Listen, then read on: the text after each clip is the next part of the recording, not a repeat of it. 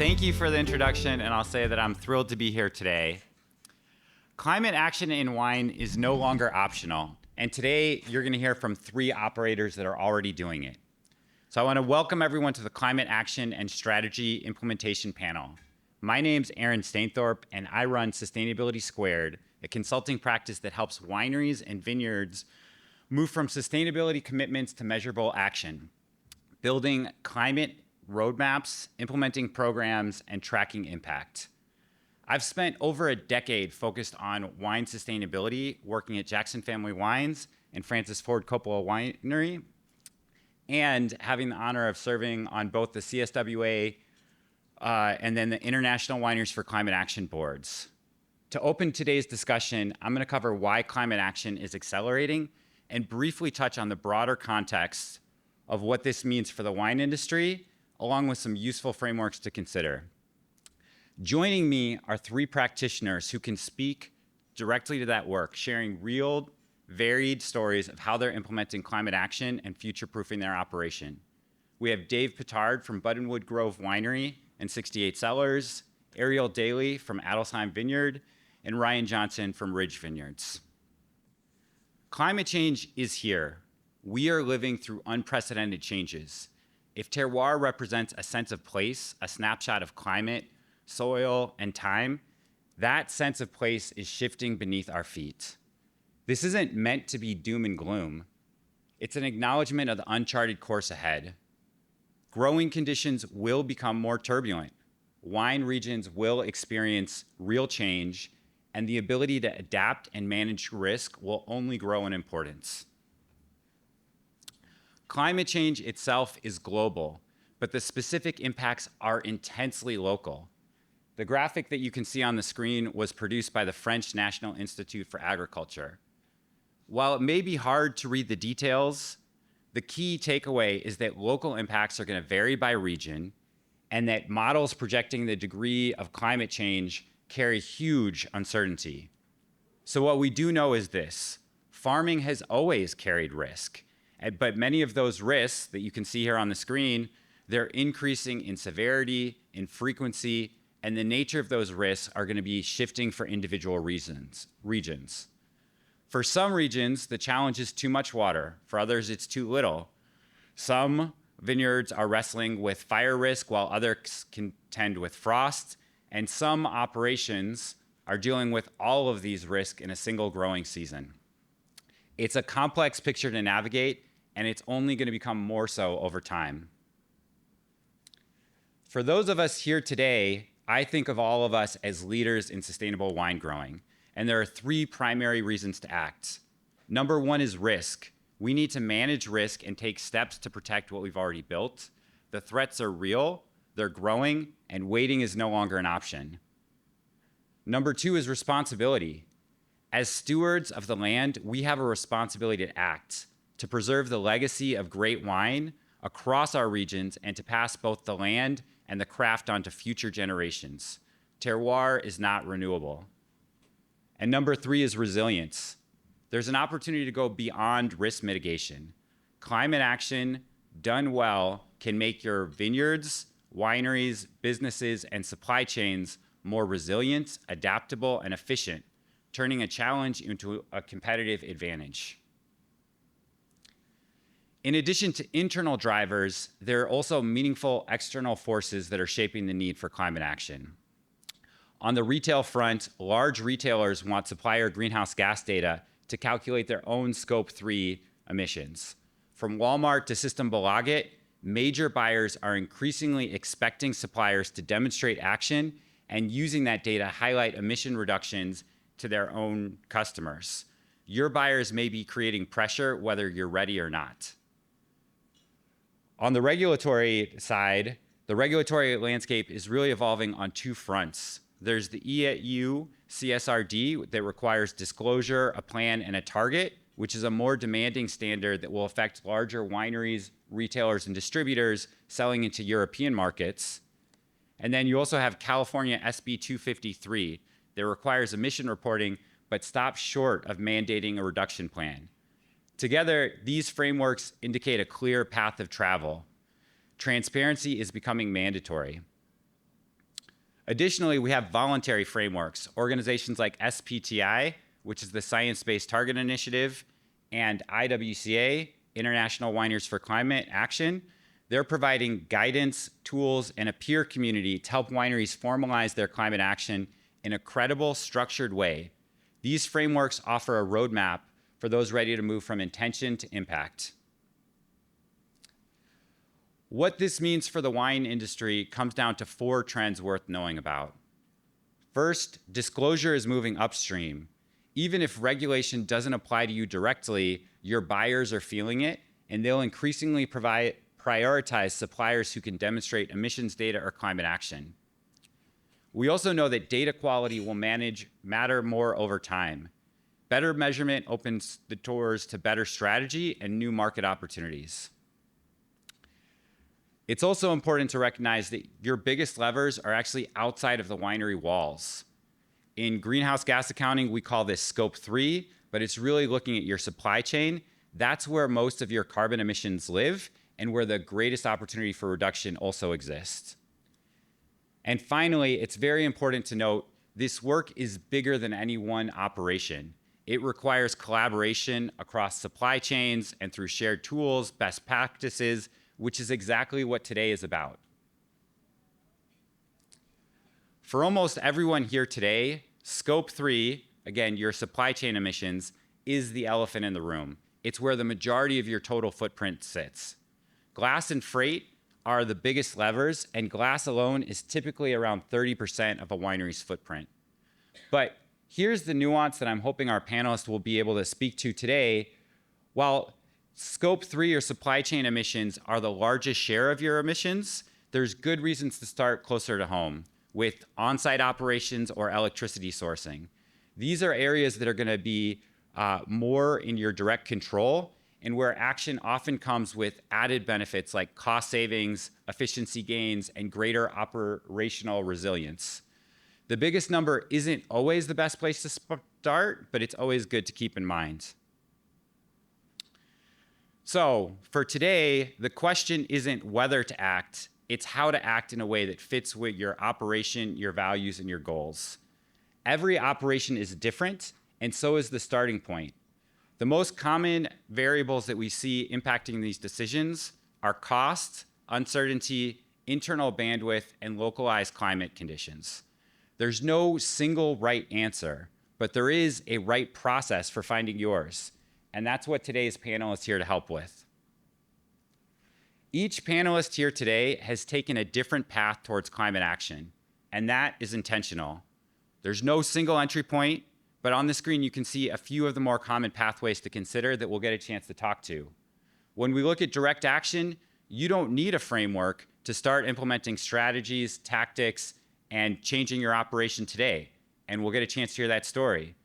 We also will get a chance to talk about IWCA, International Wineries for Climate Action, which is leading a global coalition of wineries around the world, sharing best practices to first account for greenhouse gas emissions, and then setting science-based decarbonization targets to reduce emissions and really take responsibility for wine leading the way on climate action. We also have organizations like B Corp, which is a business sustainability certification, making business a force for good. Ariel can speak to that and the work that they've been doing at Adelsheim. While B Corp is larger than just climate action is a key component of what B Corp does. And then lastly, I feel very privileged to be in this room. We have so many different sustainability wine certifications that are all working to really create region-specific sustainability guidelines, sustainability best practices, and communities. For all of them, climate action is a key component to what they're doing. So we are in great company today. For many people in the room, I did want to flag the CSWA Climate Action Toolkit as a great place to start if you haven't already gotten started. This provides a clear, structured pathway, starting with risk assessment, then moving into action planning, goal setting, and progress tracking. This tool meets you where you are, and it gives you a framework to move forward with confidence. So if you are not familiar with the tool, I'd highly recommend looking at the URL on the bottom of the screen and getting a chance to go there later. When you do go to that page, this is just a picture of the homepage, and you can see right at the top, very easy to navigate, and really starting with step 1, learn, moving to assess and plan, and then implement. It's designed to take a wealth of information and resources and help you tailor what makes sense to your operation. So this is the last slide I'm going to show before we jump into the panel. And this really just groups a lot of what we talk about climate action strategies into 3 different components or categories. On what for me is my left, I'm not sure, the blue shows mitigation. Those are actions to reduce your emission footprints. You can see adaptation is shown in green. Those are changes that make your operation more resilient to shifting conditions. And then in the middle, you can see there's plenty of strategies that do both. They're delivering impact on both mitigation and adaptation simultaneously. So our panelists are going to share which strategies they focused on and why. So now that we've set the stage, let's meet the people who are living this work every day. And so I want to start by introducing them. Dave Pittard is the owner of Buttonwood Grove Winery and 680 Cellars in the Finger Lakes region of New York. Buttonwood holds New York's Sustainable Wine Growing Program certification across their Cayuga Lake Estate vineyards, and they're one of the first certified in the state. As an owner-operator, Dave makes every investment decision himself and brings a grounded small to mid-sized winery perspective to today's conversation. Then we have Ariel Daly, the vineyard manager for Adelsheim Vineyard in the Willamette Valley in Oregon. Adelsheim is one of Oregon's most certified operations. They've been live certified since 2008, salmon safe, B Corp certified in 2025, herbicide free with a large solar array, and a very impressive commitment to the worker welfare program Salud. So very excited to have Ariel here today. And last but not least, we have Ryan Johnson, Director of Marketing for Ridge Vineyards in the Santa Cruz Mountains in California. Ridge has 100% certified organic estate vineyards. They're an IWCA member with a commitment to a 50% carbon reduction by 2030 and becoming climate positive by 2050. And one thing I should note, they are a leader in many ways, and I'm hoping Ryan can speak to the work that they've really done on lightweighting in their keg program. But I think one thing that's also unique that Ryan's going to bring to the table, he's not only helping implement their climate action plan, but he's also then working on the messaging and external engagement. And so I think that's a fascinating perspective to bring to this conversation. So please join me in welcoming our panelists, and let's ask them questions about how this is showing up for them. So to begin, we've had a lot of context. I want to bring this back to the origination story and really talk about what prompted taking climate action. So Ariel, I was going to ask if you could kick us off and talk about, for Adelsheim, what was that early start and how did that grow into the process that you see today? Okay, hi. So Adelsheim was founded in '71 by David Adelsheim and Ginny, his wife at the time. So when they moved to Oregon after graduating from UC Davis, like the Willamette Valley wine industry didn't really exist. They were one of the founders and pioneers. There were a very small handful of other growers. So collaboration was a huge part in forging these ideas and frameworks for what winemaking, farming was gonna look like, not just as a company, but as an industry there. And there were, like I said, only a small handful of growers, and nobody really knew what they were doing, so they had to collaborate, right? For every one of them to succeed, they had to work together. And when you're really small teams operating like that, you can't really make that big of a footprint, right? You can't make that too much of a mess.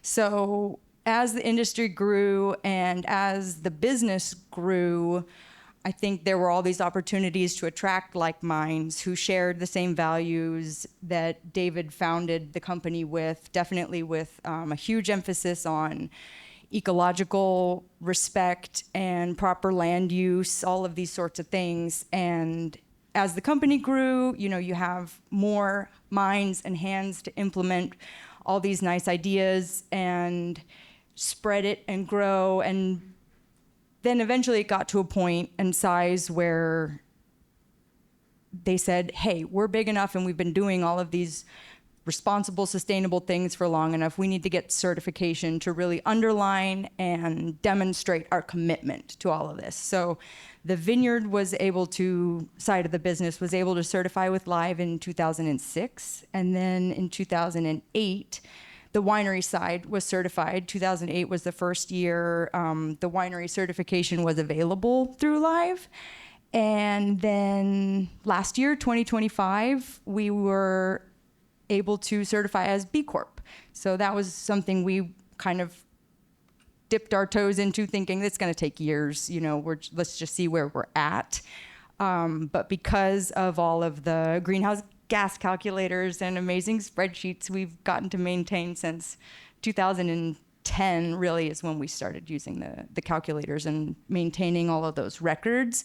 And just the internal company's values and policies and commitment to its people and land use. We certified that year. So that's our story. Thanks. Wow. Dave, do you mind telling us for Buttonwood Grove kind of what your origination story is and how you got to where you are today? Sure. I guess I should also just first start by saying I never said that I make every decision on my own. My wife is here, and I'll be in big trouble if you start saying things like that. Our story is totally different. I think I got on the call to talk about this. My first thought was, wow, I'm in the wrong room and with the wrong people. We don't have anywhere near the structure that I think many people in this room have, and we're pretty new to this game. So we purchased Buttonwood in 2012. We started with 7 acres of vineyard, and we very much started farming in ways that we just thought were what we should be doing. We were very lucky that the New York Wine and Grape Foundation has come out with the New York Sustainable Wine Growing Program, which gave us a roadmap to help with some of the procedures and policies that they put in place. But for us, our climate action process to this point has really been what are the things we're doing on our farm and with our team that we feel are the right things to do. And we definitely, at the moment, don't really fit into a lot of the boxes and the big certifications that sit on the board. And some of that's environmental, some of it's our personal beliefs, and I think we'll talk a little more about that later. Great. Thank you. And Ryan, can you share from Ridge's perspective? Yeah, absolutely. Good morning, everybody. I think with Ridge, so we started in 1962, Ridge Vineyards. Our founding wineries in the Santa Cruz Mountains, Montebello Vineyard, and we also have a winery in Sonoma County in Healdsburg.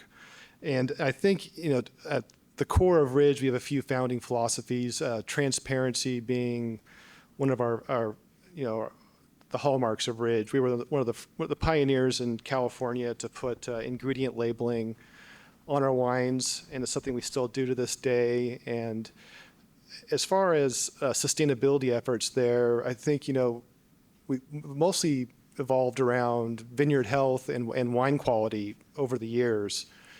And so we were certified organic by USDA in our vineyards. And over time, people started calling us, you're becoming a leader in sustainability. And we're like, oh my gosh, how did we get there already? And are we really? How can we justify that statement? And so it came to a point where we wanted to just put data to it, and what is our actual effect on the climate? What is Ridge doing? What is our part? And so we heard about this coalition, this International Wineries for Climate Action, IWCA, and it intrigued us because it seemed like it gave us the whole enchilada, everything that we do at Ridge that affects the environment. And it was a group of wineries that were leaders too. It was Jackson Family and Conchi Torres, and so we saw them as the leaders in this space, and we wanted to join. And I think IWCA, it was I am not a sustainability expert in no ways. I'm a marketing guy, and I don't think anyone at Ridge would call themselves a sustainability expert. And that's what we liked about joining IWCA is it gave you these very basic guidelines. Here's how you calculate your emissions. Here's how you get audited. And so we're an IWCA now. We're a silver member. We're in our third year. We are now in our audit for our 2025 data. So we're going over that right now, and we're hoping to become eventually a gold member. So we're doing a biannual audit of our greenhouse gas emissions. And I look forward to talking a little bit about that process today. Wow. Well, thank you all for sharing that. And I think, the reoccurring theme in this panel is going to be how everybody's approaching things in a different direction. And since everyone on our panel is really located in different parts of the U.S., I wanted to ask as a second question how you see climate risk showing up in your operations. And you can see just based on the prompts here, trying to understand what's happening in the vineyard. And sometimes we can even see changing conditions might bring benefits, what's happening in the business, and then if there's uncertainty that you see in kind of the road ahead. So then feel free to answer in whatever order makes sense. Climate risk is showing up for us as not only a negative. I guess I'll start by saying that. So in the Finger Lakes, we are seeing some small benefits of climate change and climate shift. We're seeing more growing degree days. We're seeing drier weather during the last few harvests, which has really helped us improve fruit quality. But the biggest risks we continue to face are winter kill, frost. We just experienced quite a frost event about 10 days ago. And then we're also getting some increased pressure from new and interesting things. So for us, spotted lanternfly is moving into our world, and that's going to force us to change some of our farming practices. We have been insecticide-free for 4 years. I can say with certainty we will not be able to continue that program this year with the risk of spotted lanternfly and the proximity, and we're seeing it in our vineyards. So we are going to have to change our program, but there is exciting things to me in the research and talking to peers, and whether they'll work or won't work, we're going to find out. But planting things like milkweed around our vineyards, things that attract spotted lanternfly and poison them instead of using insecticides. And we're gonna try all these things, and we're gonna try to do the best we can. But I don't really know where that story will go, so it's kind of interesting, and we'll have to see where it takes us. Thank you.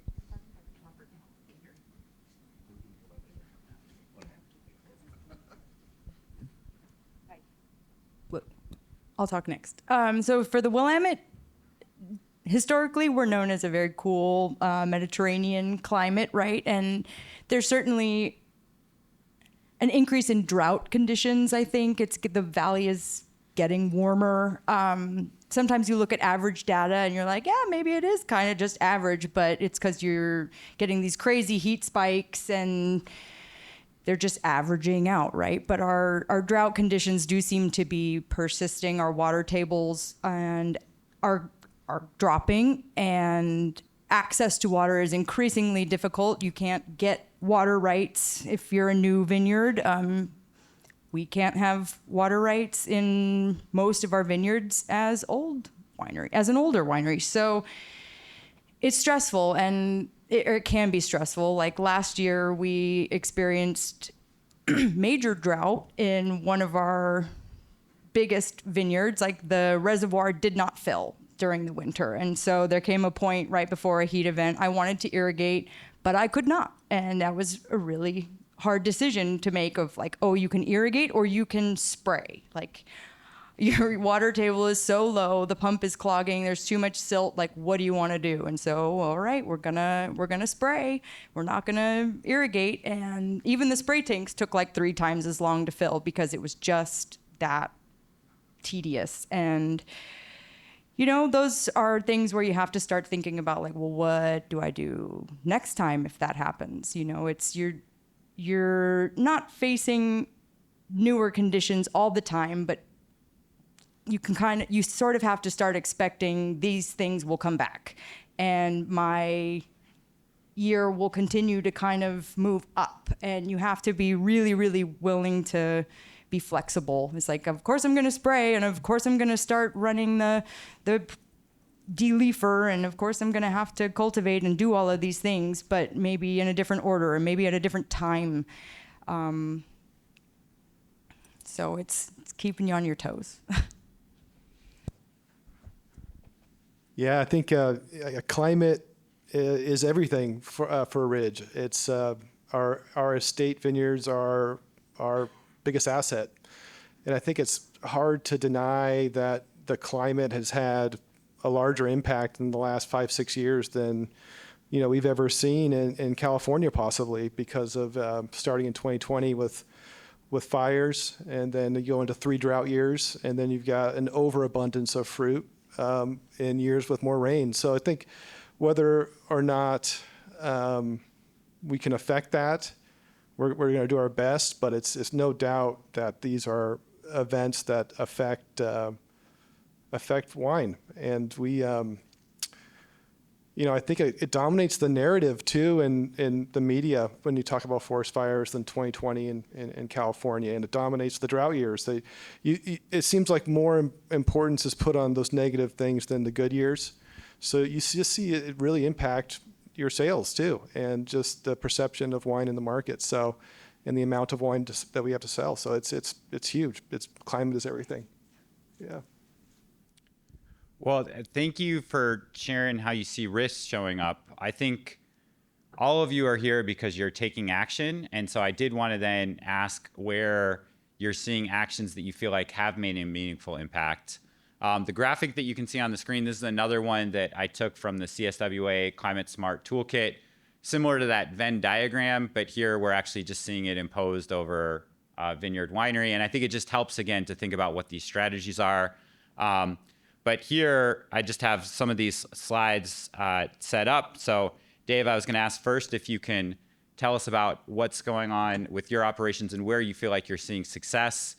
I love these pictures of you in the Cornell shirt, although I really wish we got some of the aerial shots you sent, because the vineyard itself is absolutely stunning right on the lake. But hopefully you can share where you feel like you're starting to see success and some of the implementation you're excited about.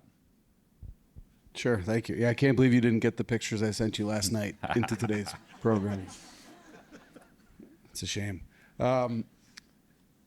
So yeah, in terms of practices, things that have moved the needle for us, probably the easiest one to talk about for us is the herbicide-free farming. So we've not used herbicides for a number of years now. I don't know how many, probably 5 or 6. We do mechanical cultivation under row for weed management. It's sort of a pain because we have to do quite a bit, but we feel like it's a big part of our program. Proximity to water for us, everything we do runs off or potentially could run off into the lake. We are located right on Cayuga Lake in the Finger Lakes. We also have integrated cover cropping and pollinator habitats. Probably the most exciting new change for us is last year we were able to start farming a portion of our vineyard, practicing organic, but also no heavy metal, so no copper. So we have avoided the organic approach because of the reliance it would put on us for copper for downy mildew. We did a test block last year, about 6 acres, and we found great success with a program we worked on with our neighbor. And we're excited to move that this year into 3 or maybe 4 additional blocks using that same technique and program. I don't know if it'll work.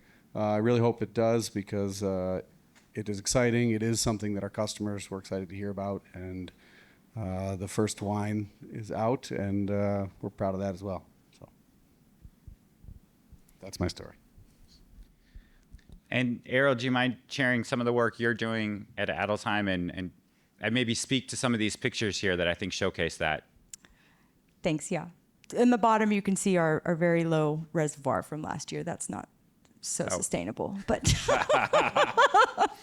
not for me at least. Okay, well, we have kind of run the gamut on a lot of sustainable things. I mean, between our permanent cover crops and pollinator forage, ecological compensation zones, solar panels, electric forklifts, blah, we have a lot of options. But as far as what's been the biggest impact, it's definitely our packaging. So there was a lot of talk about packaging, and I'm really proud to have learned Adelsheim's history of making really great decisions when it comes to glass. The company moved to lightweight glass actually in 2010. So this was 468 gram bottles. And at the time, it just kind of was a unanimous decision, no brainer, like, let's just do it. So they've been putting over 80% of total produced volume in these lightweight glass bottles since 2010. And Adelsheim produces about 34,000 cases each year. It's not 600,000. That's really impressive to me. But it's still a big number, and from 173 acres under vine. Let's see. We also moved into the Ravino program in 2023, so that was a really early adoption of the bottles. The wine was not released until last year, so we like to, keep it aging before we release it for a while. But we also adopted to ultra lightweight glass last year for same kind of quantity. Over 80% of our total volume will be in the ultra lightweight, under 400 grams, moving forward, in addition to the Ravino. So that was something we're really fortunate to have access to, that option, and to the volume, to be able to afford the volume.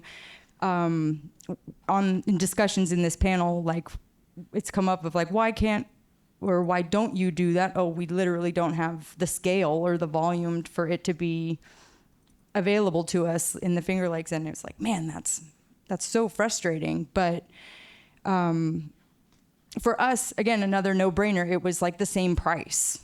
The bottle moving to a ultra lightweight bottle did not affect our COGS in that way. I think that's what I have to say.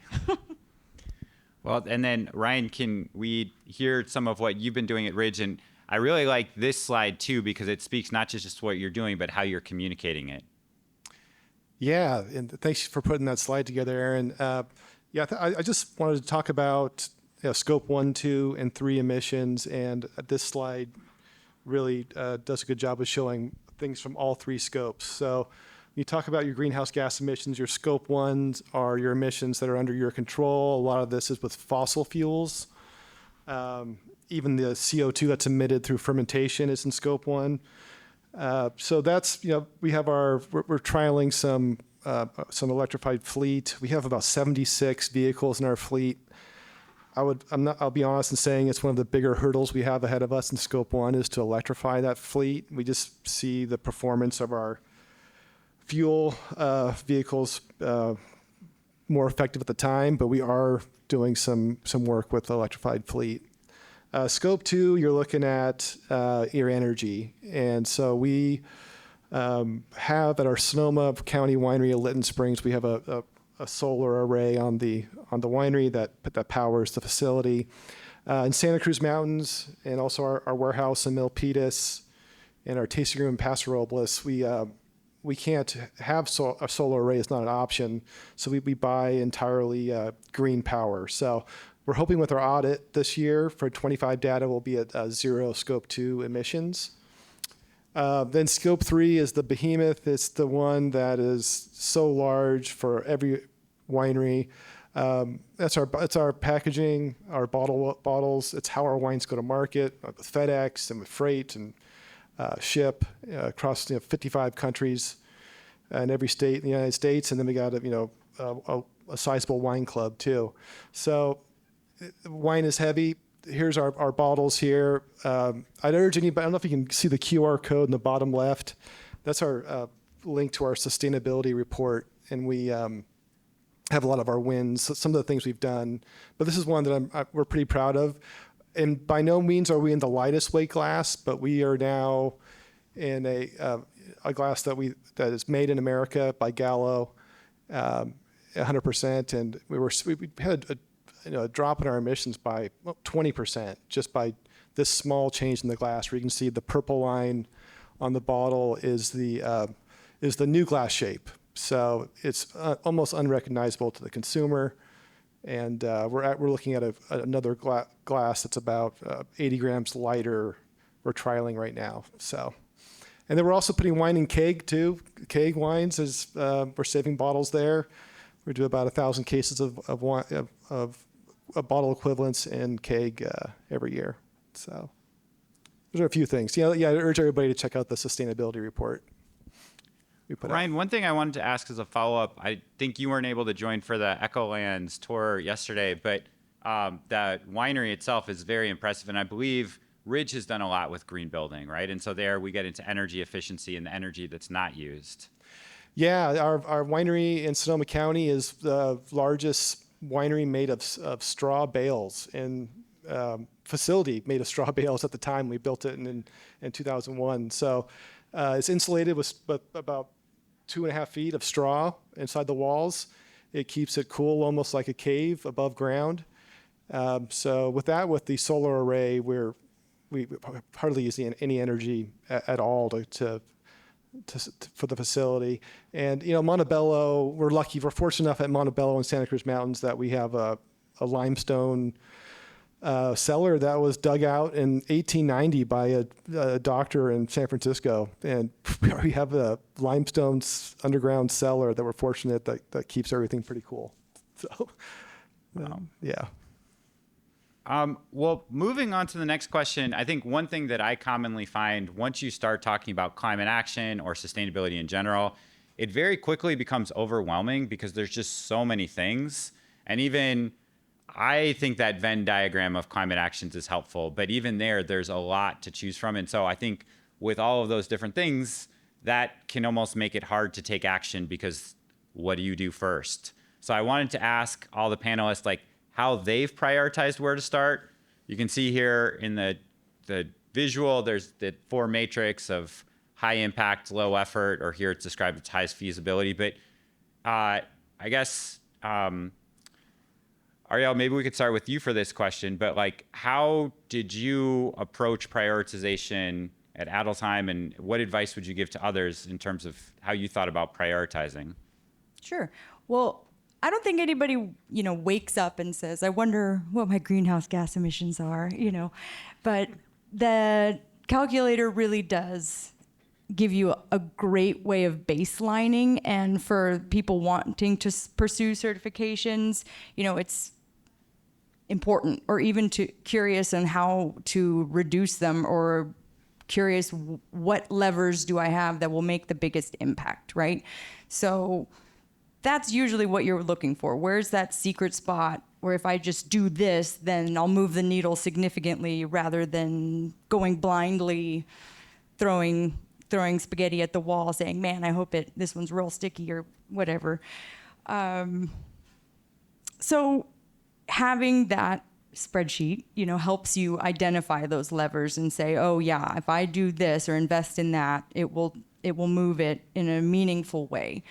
But sometimes you just get to roll with things naturally and just make smart choices, right? Like, we had a forklift die, and it became an opportunity to buy an electric forklift. Oh, hooray. Or all the light bulbs need changing, right? Maybe it's a chance to switch to LEDs or motion detectors so that you can reduce your energy consumption. Sometimes, like, just wanting to do something like more impactful and more sustainable changes your awareness so that you see opportunities in every decision you're making, rather than just like, oh, just do it, and then be stuck in a position of, I don't know what to do. Ryan, Dave? Well, in our case, we just started prioritizing on what we found to be the most fun, enjoyable part of our business, which is our farm. So for us, we're not following a roadmap. I talked before, we're not a part of any of the bigger certification programs. And we really just started on the things that got us excited to be at work every day and passionate about. And that made it easy and fun. And now we're here, places like this, learning all the other fun things we can be working on. Nice. Yeah, I think part part of the IWCA membership is we have to create a transition plan with every audit year. And so we have a plan we're building right now from 2025. We have a plan from 2023. And we actually have a third-party consultant that helps us build that plan. And it breaks it down by every project to get us to the Race to Zero mandate, which is to half our emissions by 2030, which is, coming up in 4 years, and then be at zero net emissions by 2050. So that plan lays it out, just plain and simple, how much it's going to cost and what every project we have to do. And there's some that seem insurmountable, but there were some that seemed pretty, we can do this, like the lightweight glass, those 20% off our emissions right there. And then like buying green power, like we spent a little bit more to buy green power. So there was some, like I hate to use cliche low-hanging fruit, but there was, and we did that first. And now we're just, figuring out ways to get there by our transition plans guidelines. Great. I think a lot of times doing this work, it takes a team, and oftentimes we can think about the team as your staff at the winery. You can also think about how you engage your customers or your other partners. Dave, I really like this picture of you just in the vineyard, and I know you probably have a smaller team, but can you talk about how do you engage others in this work, including employees, but even outside of employees, kind of your larger stakeholder group? Sure. So we do have a very small team in the vineyard. When we started talking about these practices and our vision for the future, it was really myself and one other full-time gentleman works in the vineyard. And he was not too excited, in all honesty. It sounds like a lot more work. Hey, it's a lot easier if we just spray this. It's a lot easier if we just do this. But he is also now our leader in the New York Sustainable Wine Growing Program. He's the one taking care of our audits. He's the one involved in the program. He's the one who wanted to initiate a pollinator habitat. So, it's really fun for me to see the truth, which is these things are not always easy. And somebody he doesn't own the business. He doesn't have maybe a long-term commitment or a forced long-term commitment like we do with the investment. And, 3-4 years later, here we are now, and he's more excited about it than anybody else on the farm and is looking for ways to us to continue to grow and engage. And he's also the one that goes in the tasting room and we'll talk to our staff and we'll tell them, hey, this is what's going on. This is what we did. And so more people are engaged, more people are excited. When we talked before about the Cayuga White that we grew practicing organic and no copper, our tasting room staff is like over the moon. It's exciting to talk about. It's something that's new, it's different, it's challenging. So I think sometimes these things are hard to do, but they're pretty rewarding. And the customer base, at least ours, loves to be out in the vineyard. This picture is us with customers looking at probably some Cabernet Franc. But we offer that experience for guests, and they love it. So we continue to do it. And every time we can talk about something new we're doing in the vineyard, they seem to buy in, which is great. Ariel, how about you? And I guess I'm also, we've talked about live, maybe mention a little B Corp, like how do you keep your team engaged? Well, for Adelsheim, something we're really focused on, or 3 things I think we're really focused on, are communication, collaboration, and education, just even within our company. If I was speaking to our consumer, it might be a little bit different, but this year, we're really trying to focus on everybody kind of understanding what each other does and getting even a little more educated on the why and the how, because we all need to respect each other and understand the common goal and how every department is working toward it in tandem. So like at our quarterly meetings, we allow each department to kind of give a little talk and explain more in detail how we get these cogs. They blew my mind when we were looking at all the different SKUs and numbers and adding everything in. But having those conversations and letting the light bulbs go off is actually really helpful for us and gives kind of an opportunity for us to connect our values across departments even. We have like live training days where everybody gets to learn more about what the live certifications mean, how to talk about it, how to engage the consumer. Even with the Vineyard team, it's like, why are we doing these things? It's not just here's your work order, go. It's let's talk about it. Let's understand the goal of the trial or the goal of the project and be collaborative so that we connect. And I think connecting our values has been the most impactful, especially within the B Corp structure too. Like things that really got accounted for were like employee development and employee retention. We have many employees that have been there for 25, 30 plus years. And I've had the pleasure of like helping someone advance up to an assistant vineyard manager position. And there are plenty of other people within the company advance to tasting room managers and these things. So that investment in your people and the retention and value that is placed there is really how we engage everybody and can then get everybody. I think I looked at culture of climate engagement and I got confused. I got off track. Sorry. But it is something that we value and at least on the same page, understanding that we do share it and why we're affording it. That's Ariel. I thought what you said was right on because and it rang a lot with what Dave said too. It comes down to people. Down at the bottom line is your people and your staff getting buy-in on this commitment. And like I said, no one at Ridge is a sustainability expert, and we don't have a sustainability person on staff.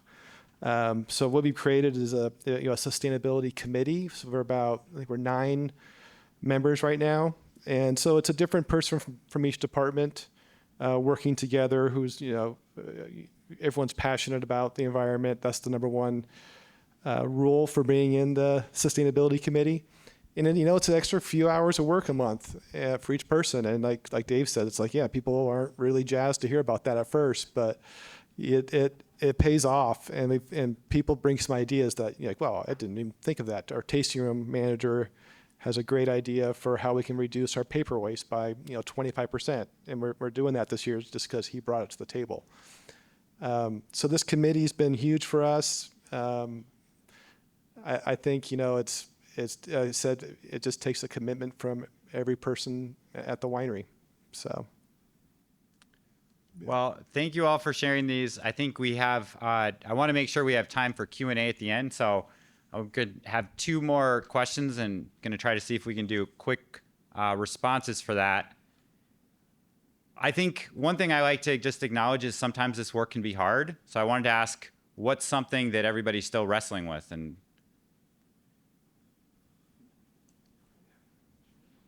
cost is always the biggest one. I think a really glaring obstacle.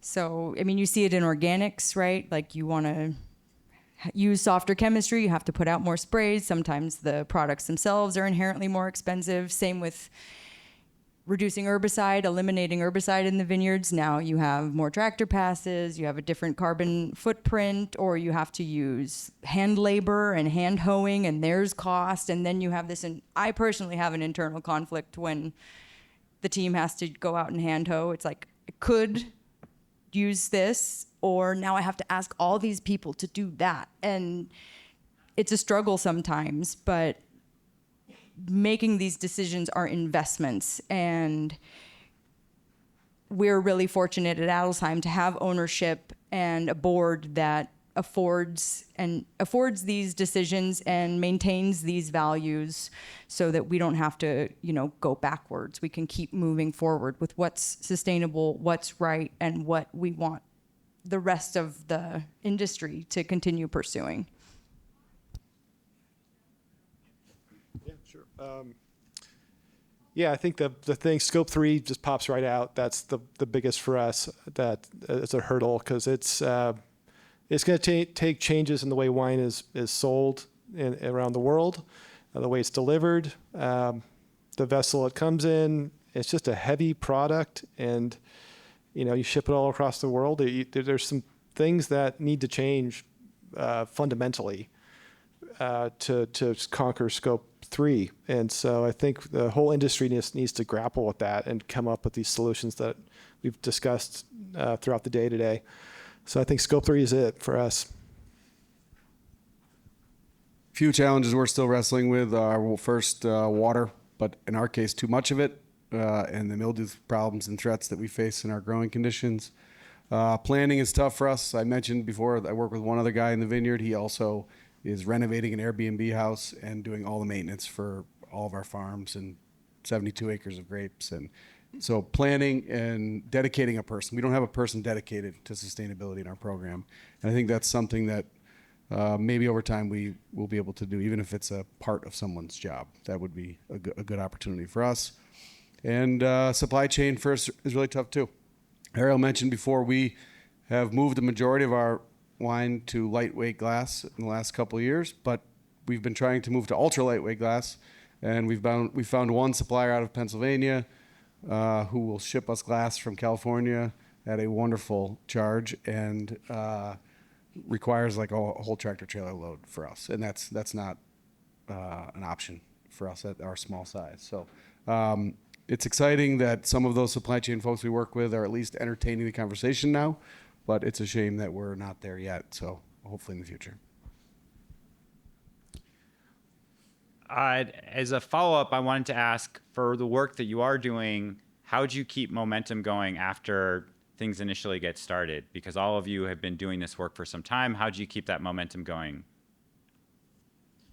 Yeah, I can go. I think our audits, IWCA, as a Silva member, we have to have an audit every 2 years. So I feel like we just finished our last audit, but we're working on our next one now.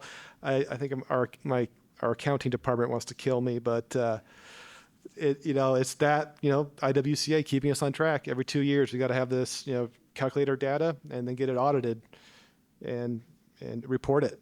And so that's what keeps us going right now. I'd say it's probably communication and engagement. We're lucky in the Finger Lakes. We have a wonderful network of neighbors and friend growers.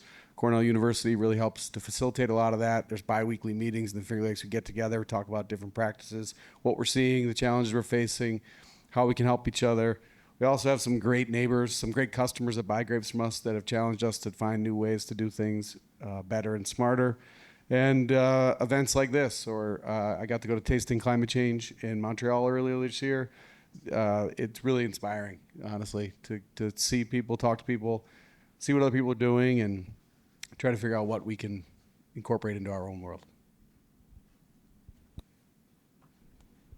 I'll just kind of echo, I suppose, but the accountability for sure. We have a sustainability committee as well, and the certifications. You don't want to be the person that drops the ball and you get uncertified after 25 years or whatever. So there's just a level of expectation for your role. It's like, this is what you do. This is what you're expected to do. And this is what our company, again, values. So we're going to keep looking at this. We're going to keep pursuing this and driving forward. Well, I appreciate all of you sharing the insights that you've had in terms of integrating this into your operation. I also wanted to ask if each of you could share some closing thoughts here about, in the journey, what advice would you give to others? So here the question is, what does meaningful climate action look like? But really just, what advice would you give to others on this journey?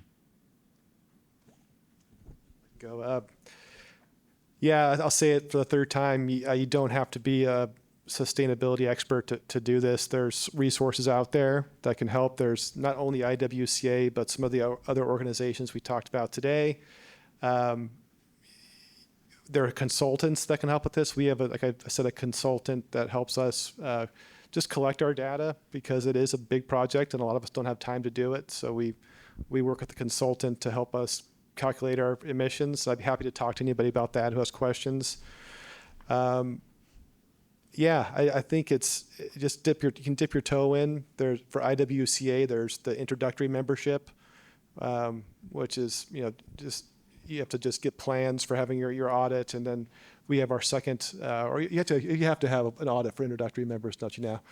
And there's a silver membership, which we're a part of, and there's a gold membership, which is audit every year. So, yeah, I think there's resources out there.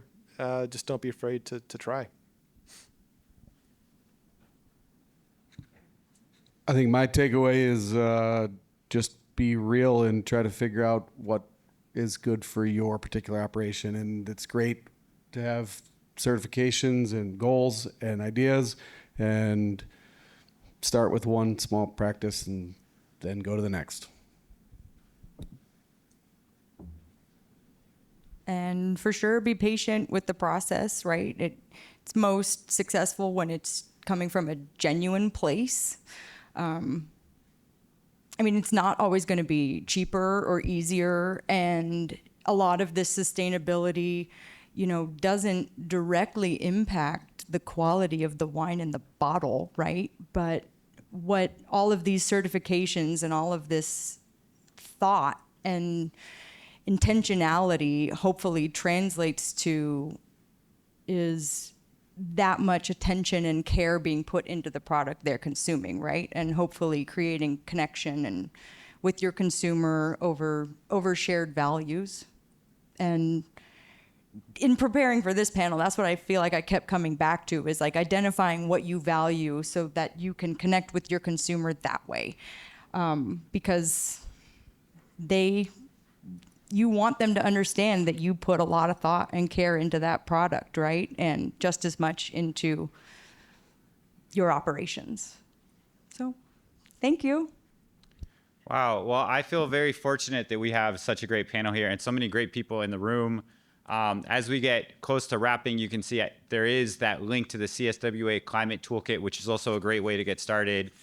We have this slide that actually flags some other starting points that wineries can go through, from looking at hotspots to starting to figure out scope 3, priority suppliers. But just because we only have a few minutes left, I did want to make sure that we had some time for Q&A. So I'm not sure if people have questions, but again, we have a panel here with a very wide range of experience. And so I did want to open up the floor for the time that we have if people have questions they want to ask the panel. And I apologize, I just don't even know. I'm curious if any of the certification companies promote their members on social media or things, or just attract new consumers. So if I'm searching for a specific, I only want to support these wineries that have this certification, is there reciprocal marketing, I guess, from those organizations? Yeah, from IWCA, I say absolutely there is. Yeah, there's tastings. I just did one at Provine in Paris earlier this year. We had one in San Francisco last year and one in Napa coming up. So there's and there's media opportunities. IWCA, I think correct me if I'm wrong now, but Aaron, I think it's represents 5% of the total global wine market are IWCA members. Ryan, I don't know if you want it. I think it's 3.5. 3.5. Okay, thank you. Okay, marketing guy here, inflating numbers. Okay. So 3.5 of the global wine market. I mean, that's we're starting out, So, but we do help each other. The IWCA has a good website and a social media presence, and they post about us frequently and tag us. And I would say we do support each other, and we create a lot of media buzz around it too. Live definitely does, right? They had a whole big Earth Day campaign, and all the members were able to submit photos of awesome wildlife they'd seen on their site or on their properties, and it's definitely reciprocal that way. B Corp, you go to their website and it's more like you can search by category or place or whatever. It's international, so it's a little harder to filter through at times, but And I would say, I'm Jody Wilson I'm the certification director for CCSW. So we also promote our participants. We have case studies. You can find them on our consumer facing website as well. So any other questions in the audience? Hi, everyone. My name is Kelsey. I have a very small winery here in Walla Walla.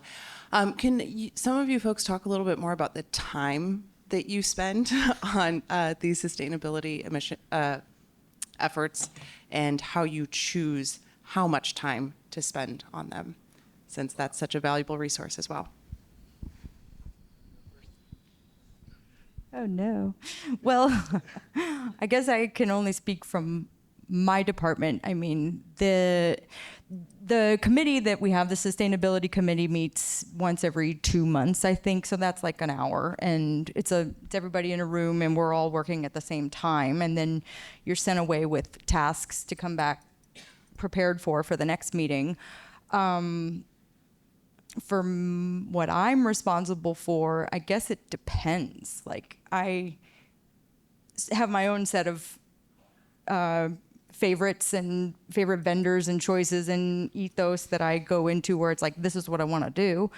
I end up spending the most time actually like auditing and evaluating the work that I did compared to work done in the past. Like, oh, if you're doing this trial, the trial doesn't take that much time. It's the data, getting the data back to be able to present, to either say, hey, I'm going to need more money to move forward with this because I want to, or look at the cost benefit and say, oh, well, maybe I'll adjust. Yeah, I think a lot of it is project based too. I mean, the amount of hours that went into the new lightweight bottle, that was 3 years of trials. On a granular level, though, I think we meet as a committee bi-monthly. IWCA meets quarterly, and there's some seminars in between. But yeah, we are in the thick of it right now with our audit. So we started our audit in February. It goes through. July, and I would say it's a weekly, almost, I would say daily on my radar for working on that daily at this point as we get our audit done. I will say the certification, though, that takes time. Like, the B Corp stuff took months, and the live reformatting and everything for me usually takes close to a month of doing other things also, but it's a lot of structure.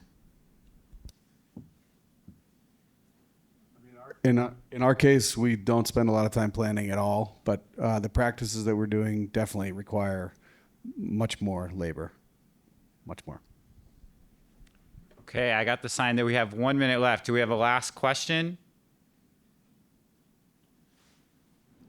I always find there's a lot of confusion or misconception by consumers of what sustainability is. They get a little glassy-eyed when you start talking about it, or, oh, that's really nice. But from your experiences, since most of you've been doing this long enough, what are the gotcha things that really connect with consumers about what's going on in the vineyard and in the winery that really they go, oh man, that's really something? Because it's a real messaging problem of connecting than just to say, hey, we do sustainable practices, so. But there's got to be like things that really hit home for consumers. The Ravino thing really hits hard. People love it when they can see the glass and you tell them the story. That thing really delivers a punch, especially to people an audience outside of Oregon. For a live standard, we have a pollinator percentage of land that we need to have, pollinator habitat. And so we put wildflowers in the rows in the vineyards, and it's all around the tasting room, and anything with flowers really hits. And like over a third of our acreage for the property is just ecological compensation zone. Having animals, those really hit. We got those too. They're running around. It's hilarious. But like animals, flowers, bees, and the Ravino, those are what seem to be getting a lot of attention for us, or grabbing people's attention. Very visual. I'd say for us, just when we can be specific, when we can have a conversation with people and say we're not using copper, that usually means something to a lot of people. We had a few years ago, we built a new chemical mix facility. We were like, oh, we shouldn't bring customers there.